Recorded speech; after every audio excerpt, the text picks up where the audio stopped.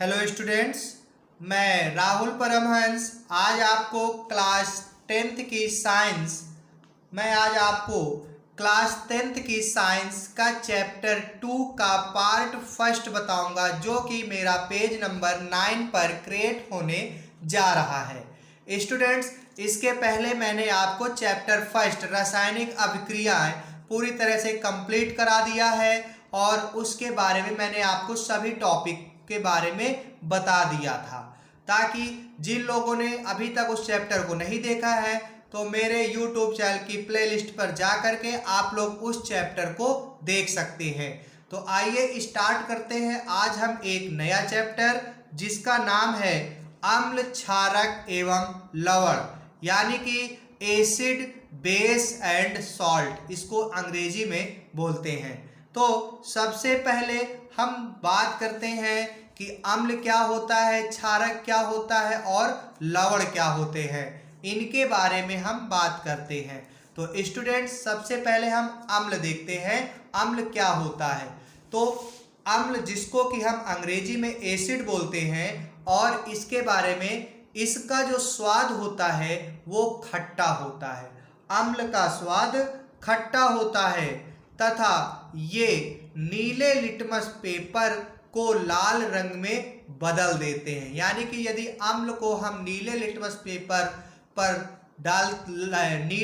Paper को यदि हम किसी अम्ल पर के संपर्क पर लाते हैं तो वह नीले लिटमस पेपर को लाल कर देता है तथा लाल लिटमस पेपर पर इसका कोई प्रभाव नहीं पड़ता है। इस चीज को, इसका जो सबसे इंपॉर्टेंट पॉइंट है ये है कि यह नीले को लाल कर देता है तथा ये जलीय विलयन में H पॉजिटिव आयन देते हैं। यानी कि जब इनको जल में घोला जाता है तो यह हाइड्रोजन के धन आयन देते हैं। उदाहरण के तौर पर जैसे HCl हाइड्रोक्लोरिक अम्ल, इसके बाद में H2SO4 यानी कि सल्फ्यूरिक अम्ल, इसके बाद में CH3COOH एसिटिक अम्ल, इसके बाद में सीटरिक अम्ल। इसका मैंने सूत्र नहीं लिखा है, इसको हम जानने का प्रयास करेंगे कि जैसे जो भी खट्टी चीजें होती हैं, जैसे कि नींबू का रस, उस पर हमारा सीट्रिक अम्ल पाया जाता है।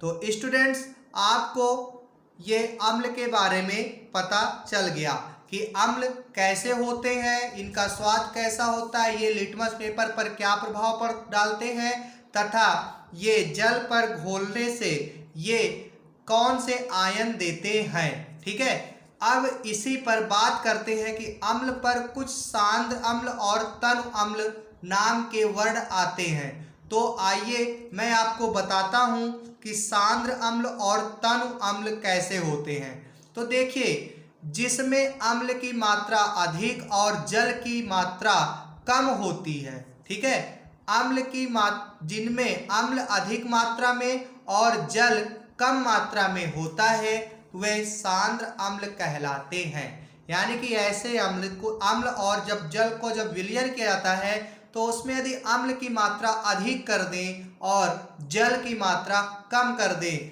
तो ऐसे अम्लों को सांद्र अम्ल कहते हैं। इसको याद रखिएगा, ये इम्पॉर्टेंट है।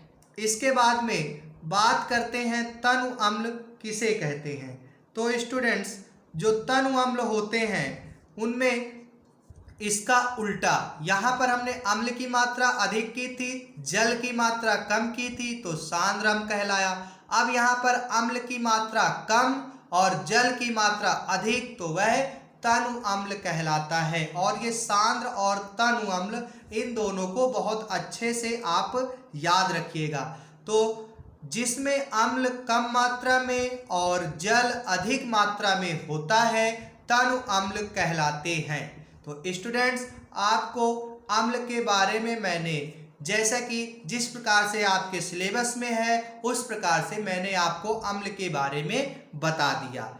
अब बात करते हैं क्षारक की। तो क्षारक को हम अंग्रेजी में बेस बोलते हैं, और जैसे कि हमने अम्ल के गुणधर्म पढ़े वैसे ही हम क्षारक के गुणधर्म पढ़ते हैं। तो देखिए क्षारक क्या होता है, इनका स्वाद कड़वा होता है, यानी कि क्षारक स्वाद में कड़वे होते हैं। ये लाल लिटमस पेपर को नीला कर देते हैं। यहाँ पर इन दोनों पॉइंटों को क्लियर कीजिएगा। अम्ल जो होता है वो नीले लिटमस पेपर को लाल कर देता है और जो क्षार होता है वो लाल लिटमस पेपर को नीला कर देता है तथा नीले लिटमस पेपर पर इसका कोई प्रभाव नहीं पड़ता है तथा ये जलीय विलयन में हाइड्रोक्साइड निगेटिव आयन देते हैं। और ये कौन से आयन देते थे, हाइड्रोजन के धन आयन देते थे और ये हाइड्रोक्साइड का ऋण आयन देते हैं। तो इसके जो गुणधर्म है 3, तो यदि आपको अम्ल और क्षार में अंतर आ जाए तो आप इन्हीं 3 अंतर को लिख सकते हैं और एग्जाम्पल में इसको लिख सकते हैं।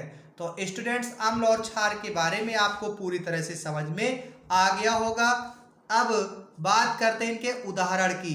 तो NaOH sodium hydroxide, KOH potassium hydroxide, NH4OH ammonium hydroxide, तो ये इनके उदाहरण हैं क्षारक के। तो इनको आपको याद कर लेने हैं, आगे मैं बताऊंगा। तो अब देखिए क्षारक और क्षार, बहुत से लोग बोलते हैं अम्ल और क्षार, लेकिन जो रियल में अम्ल और होता है क्षारक। एग्जाम्पल में आता है कि क्षार किसे कहते हैं, तो वहाँ पर स्टूडेंट्स क्षारक की डिफिनीशन लिख देते हैं। तो मैं आपको बता दूं कि क्षारक में और क्षार में कुछ अंतर है। जल में घुलनशील क्षारक को क्षार कहते हैं, ठीक है। तो बात करें बेस की, तो कुछ ऐसे बेस होते हैं जो जल में घुलनशील होते हैं, ठीक है, ये जल में घुलनशील होते हैं और जो कुछ होते हैं वो अघुलनशील होते हैं। तो स्टूडेंट्स, जो जल में घुलनशील होते हैं उनको ही हम क्षार बोलते हैं और जो अघुलनशील होते हैं वो तो क्षारक कहलाते हैं, ठीक है। तो आपको ये क्लियर हो गया कि अम्ल, क्षारक और क्षार किसे कहते हैं।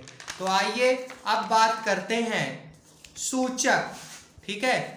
तो अब इस सूचक का जिक्र कैसे आया, तो मैं आपको बता दूं कि जो सूचक होता है रसायन विज्ञान में, हम किसी भी तत्वों को या पदार्थों को चीख करके उनका स्वाद या उनकी प्रकृति या उनको छू करके नहीं देख सकते हैं।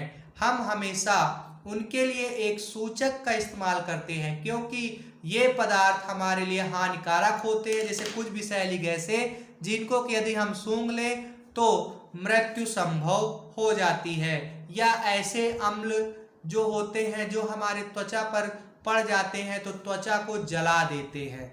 तो इस प्रकार से ये जो होते हैं तो इसके लिए हम सूचक का प्रयोग करते हैं इन पदार्थों को जानने के लिए। तो आइए मैं आपको बताता हूँ सूचक क्या होते हैं। तो सूचक किसी दिए गए विलयन में अम्ल या क्षारक की उपस्थिति को दर्शाते हैं।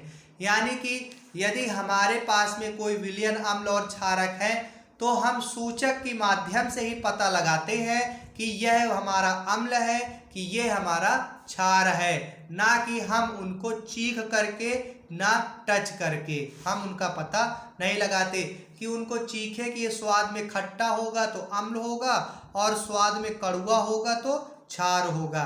ऐसा हम नहीं करते हैं, हम इनको सूचक के माध्यम से इनका पता लगाते हैं। इनका रंग या गंध अम्लीय व क्षारक माध्यम में बदल जाते हैं, ठीक है। तो आइए बात करते हैं सूचक के प्रकार कि सूचक कितने प्रकार के होते हैं। तो आपको बता दूं कि मुख्य रूप से जो सूचक होते हैं वो 3 प्रकार के होते हैं। नंबर 1 होता है प्राकृतिक सूचक, नंबर दूसरा होता है कृत्रिम सूचक या संश्लेषित सूचक, और नंबर तीसरा होता है गंधीय सूचक। तो इनके बारे में मैं आपको एक एक बहुत अच्छे से बताऊंगा। तो सबसे पहले हम बात करते हैं प्राकृतिक सूचक की। तो प्राकृतिक सूचक क्या है कि वे सूचक, जैसे कि नाम से प्राकृतिक यानी कि प्रकृति से प्राप्त होने वाला सूचक ही क्या कहलाता है, प्राकृतिक सूचक कहलाता है। यानी कि वे सूचक जो पौधों से प्राप्त होते हैं उन्हें प्राकृतिक सूचक कहा जाता है। यानी कि ऐसे सूचक जो पौधों से प्राप्त होते हैं उन्हें प्राकृतिक सूचक कहते हैं। यहाँ पर हम लिटमस पेपर और हल्दी का जिक्र करते हैं। ठीक है, ये क्या है? लिटमस पेपर है जो कि पौधों से प्राप्त होता है तथा हल्दी भी हमको पेड़ से ही प्राप्त होती है। तो अब हम बात करते हैं कि अम्ल और क्षार पर इनका क्या प्रभाव पड़ता है जिससे हमको सूचना मिल जाती है। तो जैसा कि हम पहले पढ़ चुके हैं कि लिटमस पेपर यदि अम्ल है तो वह लिटमस पेपर को लाल कर देता है और यदि क्षारक है तो वह लिटमस पेपर को नीला कर देता है। तो इस प्रकार से हम लिटमस पेपर से अम्ल और क्षार का पता लगा सकते हैं। उसी प्रकार से हल्दी से भी हम अम्ल और क्षार का पता लगा सकते हैं। जैसे कि यदि हमारी हल्दी है और हल्दी पर यदि हम अम्ल डालते हैं तो उसका रंग पीला होने लगता है और यदि क्षार के संपर्क में लाते हैं तो वह लाल हो जाता है। जैसे कि इस एग्जाम्पल को मैं आपको बताता हूँ कि जैसे कभी हम लोग पार्टी वगैरह पर खाना खाने जाते हैं तो खाना हमारे कपड़ों पर गिर जाता है जिससे कि उस पर हल्दी कलर यानी कि वो पीले कलर का हो जाता है। और जैसे ही हम इसको साबुन से धुलते हैं यानी कि इस पर क्षार, साबुन जो होता है वो क्षार होता है और साबुन लगाते हैं तो वही पीला रंग जो है लाल रंग में बदल जाता है। यानी कि हल्दी भी एक प्रकार का सूचक का काम करती है जो कि प्राकृतिक सूचक है। तो स्टूडेंट्स, मेरे द्वारा आपको बताया गया इतना टॉपिक कैसा लगा, आपको समझ में आया है तो कमेंट बॉक्स में कमेंट जरूर करें। ठीक है, और आपको बता दूं कि जिन लोगों ने अभी तक मेरे YouTube चैनल राहुल परमहंस को सब्सक्राइब नहीं किया है वो लोग जल्द से जल्द इस चैनल को सब्सक्राइब कर लें ताकि मेरे द्वारा डाली गई हर एक वीडियो आप तक अच्छे से अच्छे तरीके से पहुंच सके और आप घर बैठे ही उनका अध्ययन कर सके। तो स्टूडेंट्स, अब मैं आपको कल अपने नए टॉपिक इन सूचक के बारे में, कृत्रिम सूचक और गंभीर सूचक के बारे में बताऊंगा। तब तक के लिए आज मैं अपनी क्लास को यहीं पर समाप्त करता हूं और सभी लोगों को कहता हूं कि सभी लोग इस नोट्स को अपनी फेयर कॉपी पर बनाते जाएं और उसका अध्ययन करें, उसको याद करते जाएं। तो स्टूडेंट्स, अब मैं आप लोगों से विदा लेता हूं। Thank you and thanks for watching.